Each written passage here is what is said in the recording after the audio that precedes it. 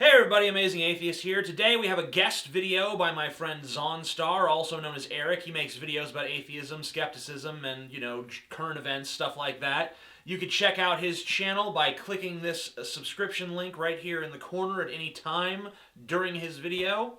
That's pretty much all. Check it out. Greetings to you, Crocoduck Army, and TJ subscribers too. We had such a good time when I was a guest on Drunken Peasants that he invited me to make a guest video, so thanks, TJ. So have you ever been indoctrinated? The short definition of indoctrination is to educate someone on a topic, but also expect the person being indoctrinated not to question or critically examine what they're learning. Knowledge outside of doctrine is dangerous to dogmatic religious belief. Several friends of mine were believers when I first met them, but became atheists once they'd left the house for a few years and started learning things on their own.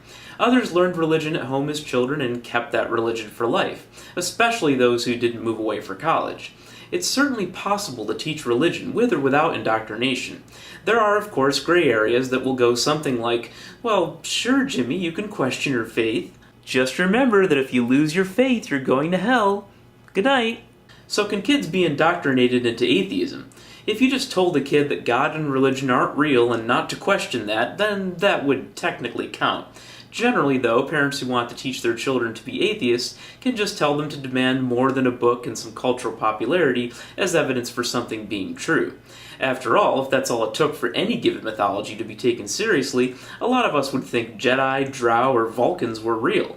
Demonstrate this to children in a variety of ways, and atheism is likely to happen naturally. You don't have to teach them any magic stories to get the desired result, like with religion. You just have to set up a framework where they can discern fact from fiction, and that doesn't fit the definition of indoctrination at all. I think most of us would be pleased if everyone's children were taught a little more skepticism, but of course parents have wide latitude to teach almost whatever they want to their children. But what resources are available to parents on these topics? There are plenty of resources out there to teach their children religion, but a lot fewer to teach them skepticism or science, partly due to the difference in popularity and partly because the subject matter is more complex.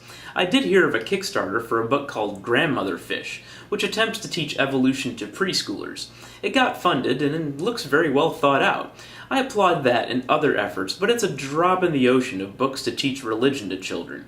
Speaking of which, I saw an interesting study last week that explored the ability of religious children to tell the difference between fact and fiction in stories that were not about religion, suggesting that on average, religious children were more likely to have trouble identifying fictitious stories. I posted about it on Facebook as just a "that's interesting" kind of post, but it did get quite a lot of criticism from my religious friends. I agree that it's only one study, but this result begs for further research. Could Jesus be a gateway mythology leading to Bigfoot and the Chupacabra? Though not in as dramatic fashion as that, of course, I always assumed that this was the case to some extent.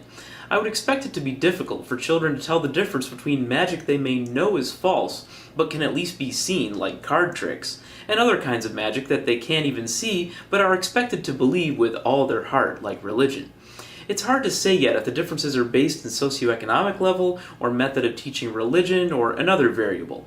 If scientists can find a difference in even the most casually religious-trained children when eliminating the other significant variables, though, then the effect is probably caused by believing religious ideas.